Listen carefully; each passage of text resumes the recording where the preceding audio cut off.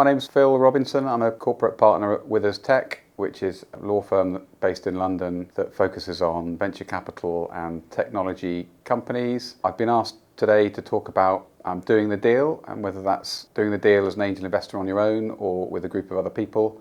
We'll talk through some of the things that might be helpful to think about before you actually make the investment. So a bit of context, we're talking about a situation where you've potentially found an investment that you'd like to invest in, and these are some of the things you should think about before you actually hand over your money. At the angel stage of the investment, probably the most important thing to think about is understanding the investment, and that's understanding the terms of the investment, the founder, the business that you're investing in. And after you've gathered a bit of information, you can then work out whether or not it's the right investment for you. And the key to doing that is before you hand over your money, rather than finding out about it once you've handed over your money and got the shares. It's really important to understand the motivations of the founder, the background of the founder. Have they had any other businesses that they've run before and exited? Were they successful? Were they not successful? Ultimately, at the angel stage of the investment, it's very much the founder that you're investing in, because the founder and the business, although they're two separate entities, technically the founder or their co-founders are very much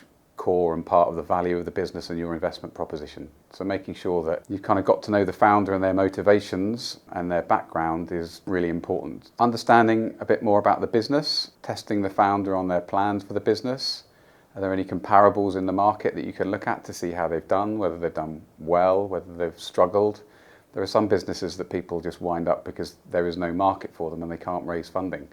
And sometimes when people have got a unique idea, it's because other people have tried it in the past and it just hasn't worked. Sometimes it's a unique idea and it's great and it takes off. But understanding the market, and if you're going to invest in a particular sector, getting to know that sector and what's good in that sector, what's hot in that sector, what's coming up as a growth area is really important. And the more understanding that you've got of the kind of sector and the types of businesses you're investing in, then the better idea you'll have as to whether or not this is a good venture or not. It's helpful to understand the other investors that are coming in as part of the round, because if there are other institutional investors coming in, then they will have likely done some more due diligence on the company and gone into a bit of greater depth about the company, whereas if it's just you and the friends and family, then there's potentially more risk associated with it, and it's more helpful for you to understand a bit more about the company and the market. It's also helpful to understand the amount of money that's being raised alongside your money and what that money is going to be used for, what the runway is it's going to give the company and how the company is going to use it. Have they got a business plan? What's the plan over the next 6-12 months? You, as a company, will want to avoid going out and doing multiple raises, one after the other. And so as an investor, you should be asking the founder what the plan is with the cash, what's their business plan, how long do they think it'll be before they need to go out and raise again, because raising in itself takes a lot of time and money, and you don't want your money that you've invested just going on fees and time doing further raises. You want it to be put to work to hopefully grow the business. Understanding the terms of your investment sounds obvious, but it's amazing how many people you talk to who find a founder that they like and they're happy just to put the cash in and see what happens. But actually understanding the terms of the documents that you're being asked to sign, understanding what rights you're going to get as a minority shareholder in the company. It might be that you're happy with having no rights whatsoever and you'll just hold the shares and see how the company goes, because ultimately it's a bit of a backing of something you hope does well, but you understand that it might not. But there are some protections you can put in place, things like additional information rights, so you get to see how the company's going and you get some reports from the company. Tag-along rights, which are rights where if somebody decides to sell the majority of the company, you as a minority have the ability to come along with that sale process and not be left behind. Is the company giving any warranties to you, which are just effectively statements about the health and the well-being of the company at the time that you invest, which if they turn out to not be true, you've got potential recourse against the company, or are you just going to simply write a check and take the shares? But understanding what's available and what's market can again help you protect yourself in some of the more risky investments. A common misconception is once a company's got advance assurance, which is no guarantee in itself that they are eligible for SEIS and EIS, but once they've got advance assurance, that's it. And that's not the case. It's worth, if you are looking at getting SEIS or EIS relief, checking the company's got advice from an accountant that knows SEIS and EIS, because actually when they come to do the investment round, there are some areas you need to be careful of to not invalidate that, and so making sure the company's got the correct advice will help protect the SEIS relief that you're hoping for. And the other thing to think about is what your involvement is post-deal. So once you've handed over your cash and you've got the shares, you should be given a share certificate. The company should go off and register your shares at Companies House, so you should see that there's been an allotment of shares. And then there's what involvement, if anything, you want with the company. Some angels will just put the money in and then hope that the company goes well and they get a massive return and disappear off on holiday with their winnings. Others will want a bit more involvement in the company and might want to monitor its progress, might want involvement in the business.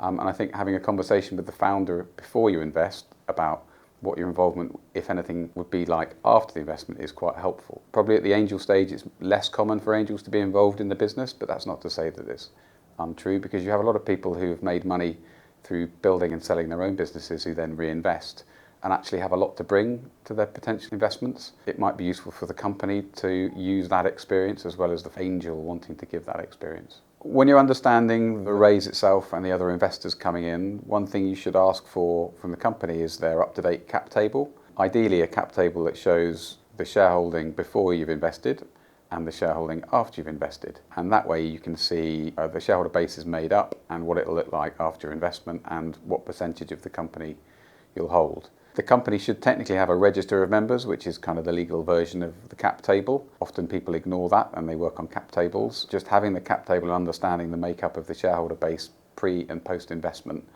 is useful. And then asking them to send you an updated cap table when they issue new shares or grant options can also be helpful for you to keep an eye on what's happening with the company. So thinking a bit further ahead to an exit, where hopefully the company has grown well, gone through a couple of other rounds and they're looking to sell, then you will form part of the selling shareholders. Generally speaking, when the company comes to sell, all the shareholders will sell together to the same buyer. There's different ways of that happening, but ultimately the end result is everybody sells and gets paid the amount of money for their particular shares.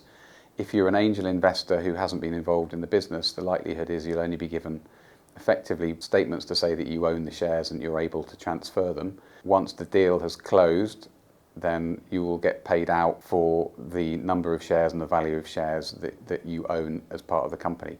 If the company's gone through multiple rounds, there might be different classes of share, and it might be that you sit in a waterfall somewhere and asking to see the waterfall and asking to see your return at the end of the deal would be a reasonable thing for you to be asking the company when they're going through the sale process. So the company goes through an exit and you sell your shares before the 3 years is up, you risk invalidating the SEIS relief. And some institutional investors that are funds, SEIS funds or EIS funds, will require the company to not go through an exit for a minimum of 3 years, so they don't lose that relief. But if you are one of the few minority shareholders that have sought SEIS relief, if it looks like there's going to be an exit before 3 years, it'd be worth talking to the company and taking tax advice as to whether or not that affects your SEIS relief. So just to summarise, I think if I was angel investing for the first time or I was thinking about angel investing, the key takeaways would be understanding the investment before you make it, which sounds obvious, but hopefully from some of the things we've covered, there's quite a lot of different areas to think about.